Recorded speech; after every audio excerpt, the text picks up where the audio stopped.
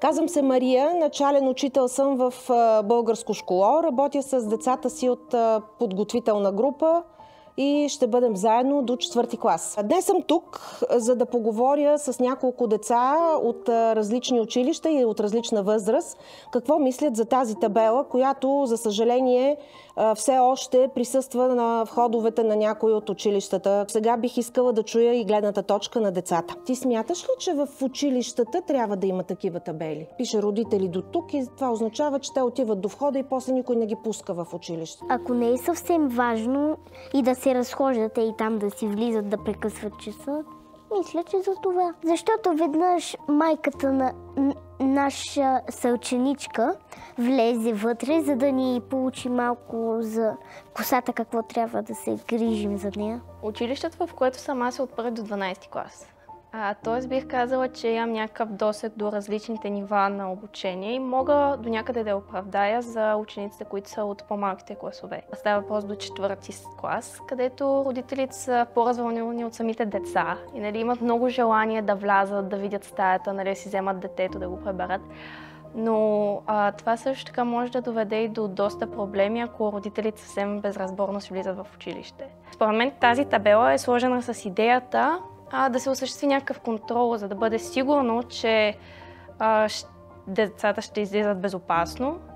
Когато родителя спира до някаква врата, учителя може да проследи този процес. Начинът, по който е изказан, обаче не мисля, че е много подходящ. Ако дете го прочете, то най-вероятно ще изпомисли: добре, до тук съм с мама и тати, след това вече трябва да се оправим сам, оставам сам.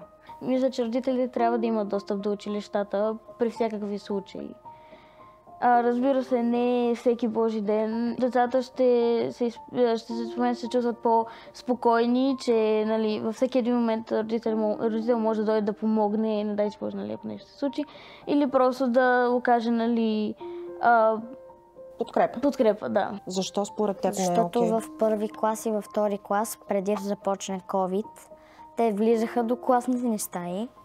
В нашото поне училище, не говоря за всички. Може да се влиза вътре. Понеже знам, че има много деца, които са привързвани към родителите си и някои плачат и те им викат родители до тук и нататък, те ще се оправят с това.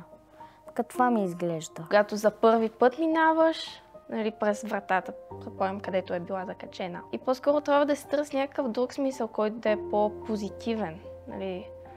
Сега ела да се забавляваш с приятелите си или нека видим какво ще ни покаже госпожата. Поред мен не трябва да се слага някаква граница, някаква бариера да се каже: ето до тук, стига свободата на родителя спрямо училището, но според мен не трябва да е толкова свободно. Не става въпрос училището като институция да поставя някакви граници, а самото семейство да си ги установи. Може би за тях ще е достатъчно да виждат, че аз се справям сама и това ще им покаже, че аз съм самостоятелна. Сега няма нищо лошо в случай, че имам някаква трудност да потърся помощ и подкрепа от тях, те да са наясно какво се случват, но сякаш е по-ценно те да виждат как аз израствам, подкрепена от хората в училище, които всъщност следва да ми покажат този път. В 1-ви клас дойдохме в училището първия час и всички бяхме натъжени, изобщо не сме в настроение на всички. Нашата госпожа ни успокояваше. Веднъж на деня на майката правихме сандвичи тук и там репетирахме. На деня на майката имахте тържество? Да, и след това на тези масички правихме сандвичи заедно. Никой от родителите ми не присъства често в училище, просто защото нашето училище няма такива инициативи. Имахме преди доста време с професии. Може някой да дойде, да разкаже за професията си, но никой не се отзова. На мен ми е интересно, защото това според мен е разнообразие за децата, не всеки ден да се прави едно и също. И плюс това мисля, че ще е доста полезно за децата на моята възраст 7-ми клас, защото ние все пак трябва да се насочим към някакво училище и ако искаме да кандидатваме с професия, трябва да разберем повече за различни професии, за да се насочим към една. Смята се, че могат да бъдат подкрепа в учебния процес, подкрепа на учителите. Ако самото училище иска да получи, да се организира такава инициатива, да, с удоволствие, аз няма да имам нищо против. Според тебе защо е хубаво родителите да идват в училище? Или защо не е хубаво? Поред мен не е хубаво. Не смяташ ли, че е по-добре, ако родителите ти дойдат в училище и да се разберат очи в очи с учителката ти? Аз имах едно дете, с което се карахме от 1 до 4 и най-накрая директорката извика и двете ни майки и ни казаха се здобим. Кого предпочиташ да виждаш повече в училището, да идва повече в училище, мама или тати? Предпочитам и двамата да дойдат. Защо учителите по-рядко канят и биха искали родители да присъстват в училище? Защото според мен учителите искат да влязат, да си преподадат урока и да излязат. Не искат децата да научат урока в часа, а искат да им дадат домашно, те да се научат урока сами и после да изпитват и да пишат лоши оценки и така нататък. Не искат да направят часа интересен. Смяташ, че ако родителите присъстват по-често в училище, те няма да имат тази възможност? Може би родителите ще опровергаят това и примерно ще искат да започнат да говорят на някакви по-интересни теми, нали, да обясняват самите неща, които се случват в урока, защото повечето преподават урока, не обясняват, нали, някакви термини и така нататък. Просто преподават урока и си излизат.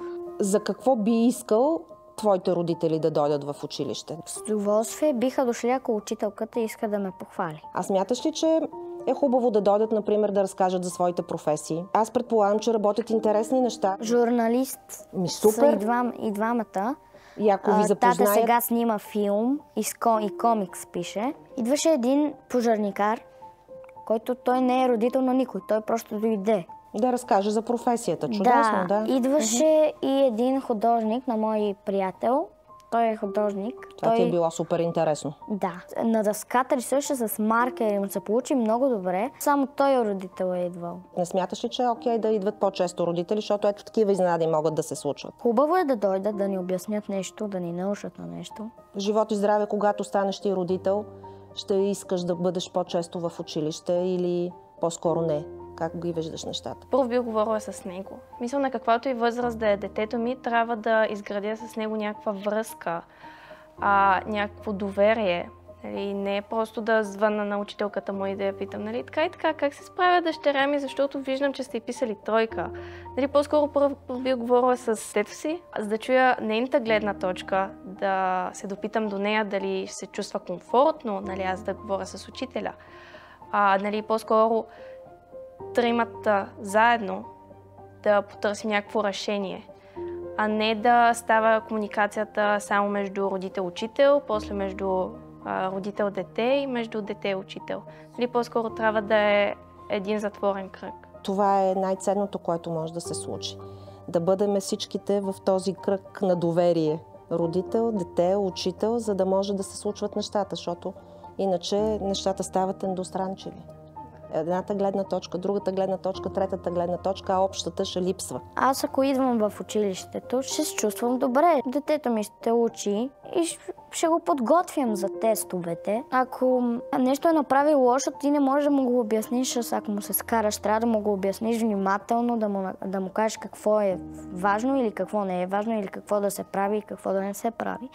Той така ще го разбере много по-добре. Бих искала да разбера какво се случва в училище от моя гледна точка, не от на детето ми. Всеки човек вижда различно нещата и заради това бих искала да познавам учителите, да съм запозната с това, което се случва в училище. Не само каквото детето ми разказва, да го сравнявам това, с което учителката ми го разказва. Искам аз сама да си имам мнение. Аз искам винаги да мога да окажа пълната си подкрепа, да мога да вляза, да видя детето си и ако видя, че е добре, да изляза и да си отида на работа. Не да трябва да го чакам навънка, то да излезе, после да се връща. Искам да имам достъп до училище. Тази табела как би я променила? Бих изобщо я махнала. Няма място. Да, не мисля.